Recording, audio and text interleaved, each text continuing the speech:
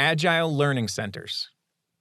Agile Learning Centers, or ALCs, are a recently developed model for democratic, self-directed learning centers, which are similar to Sudbury Schools because they are also inclusive of students in grades K through 12, and because they have a weekly meeting which guides decision-making by way of student voting.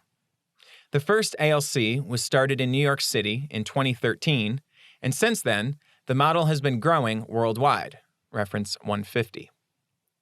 ALCs are unique in that they utilize a set of tools and techniques they've adopted from the agile software development world to steer their communities, which results in a breadth of diversity among the learning centers.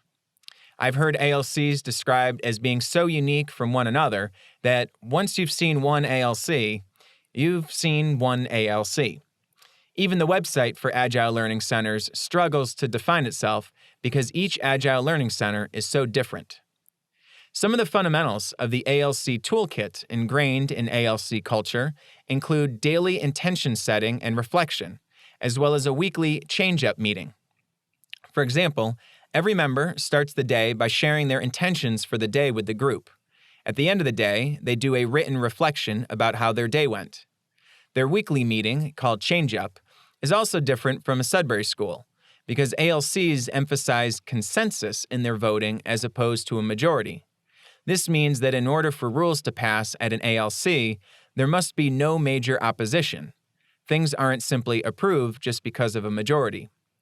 The consensus-based component of their decision-making process is exemplary of the ALC's emphasis on creating equity in their space and promoting social justice. While Sudbury schools tend to emphasize creating as much freedom for the individual as possible, ALCs tend to emphasize taking care of one another. Alexander Coast, editor of Tipping Points and founder of the former Teddy McArdle's Free School in New Jersey, compared the models along their political positions. He said, "I've always said free schools, for the most part, reflect the socialist self-directed education movement, whereas Sudbury generally means libertarian and ALC means anarchistic. That is meant to be a very loose definition." Reference 151. ALC's weekly change-up meeting also focuses on testing out new ideas to see how they work before creating concrete rules.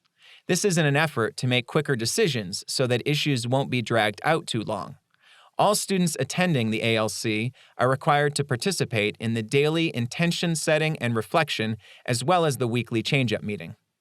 And sticking with the ALC's emphasis on equity and social justice, ALCs offer sliding scale tuition for all members. Always be sure to contact them with questions about financial assistance before assuming that it is too expensive to attend.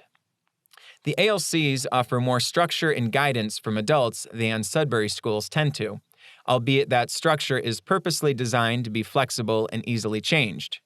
In comparison to my visits at ALCs in New York and Atlanta, I felt like the students at Sudbury schools were more actively engaged in the process of creating and running their schools. At the ALCs, the students were certainly self-directed in that they were never forced to work on anything they didn't want to, but the adults played more of a hands-on role in facilitating the logistics of the day. I'm not making a judgment as to whether one approach is better than the other, just an observation of the different cultures.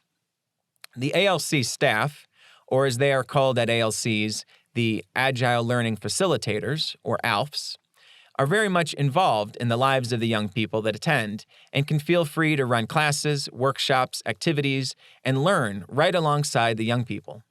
I remember visiting the Manhattan ALC and seeing the facilitators engaged in a game of Minecraft alongside the other youth.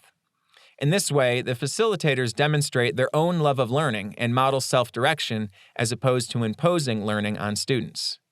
As Abby Olton, a facilitator at Manhattan ALC, states, "The facilitator's role is to accompany young people and make their journeys self-directing in our current world easier where we can. What that looks like varies widely depending on the people and place. There are basic expectations that facilitators work to keep the physical spaces of their ALCs and the interpersonal spaces of their relationships safe, respectful, and honest enough that they nurture growth. Kids bring some of our facilitators' interests, trusting that this adult is someone who they can share, collaborate, and explore with, or at least who will gladly travel with them where they want to go so they don't get hassled for being a young person alone on the subway in the middle of the day. Some facilitators offer mentoring or skill shares. Some donate books or invite interested kids to join their mission to learn some new thing they're personally curious and excited about. Some share photos and stories with parents. Some update websites. And some of us facilitate by tending the accessibility of the space. I manage the paperwork and budgeting that keep the ALC open. One of our ALFs regularly stays late to support working parents with late pickups, and most of our staff are actively involved in anti-oppression work that extends outside of our ALC community, as our lives and young people's lives do, guided by that no one is free until we're all free spirit. Reference 152. ALCs tend to have a more specific schedule of events and classes than Sudbury Schools, or as they call them, offerings, that take place throughout the week. Everything was always optional to students. They could accept or reject the offering as they chose. Walking through the building at an ALC, you can encounter a large variety of activities taking place. You may see a group in one room building forts out of furniture, another group playing computer games together, some in a room creating art, some playing music, some reading books, and others creating projects in a makerspace.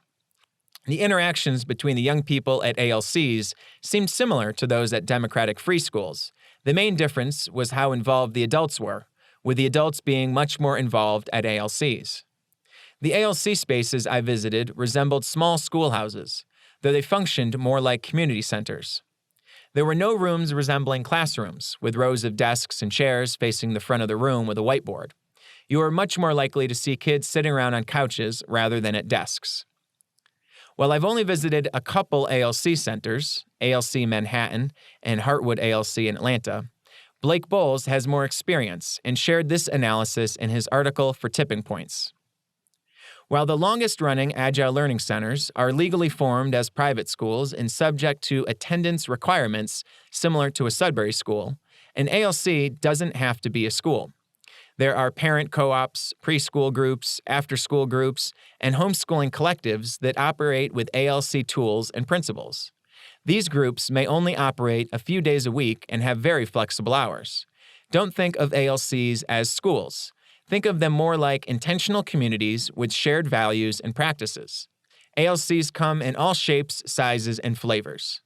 The largest Agile Learning Centers serve the full spectrum, ages 5 through 18, and sometimes preschool ages as well. Some ALCs serve only teenagers, some serve only young children, and some are even experimenting with serving adults with ALC co-working centers. Reference 153. Much like the other learning centers, ALCs offer community, mentorship, facilities, and a designated place to learn. Graduates of ALCs can receive high school diplomas. Attendance requirements are intentionally vague. While students at ALCs are technically required to attend every day, the youth can opt to do off-site learning any day they choose, without needing to state what the learning can be. In other words, a member could choose to stay home and read a book and call it an off-site learning experience. They just need to inform the ALC that they will be off-site that day. This corresponds very strongly to one of the ALC's core principles that states that learning is always happening. In recent years, the ALC has been working to replicate their model in many places. As of the publishing of this book, there are 8 official ALCs around the world and many more places, like libraries and homeschool groups, that have incorporated ALC tools into their communities. For the searchable map, visit the ALC website, reference 154. The ALC model is growing quickly since the Agile Learning Center community published the beta version of an open-source document titled the Agile Learning Center Startup Kit to help new groups get started, reference 155. Since Agile Learning Centers are very new, there is no data or studies yet on outcomes of their students. That being said, their approach is catching on quickly, and ALCs are the fastest-growing model for self-directed learning centers.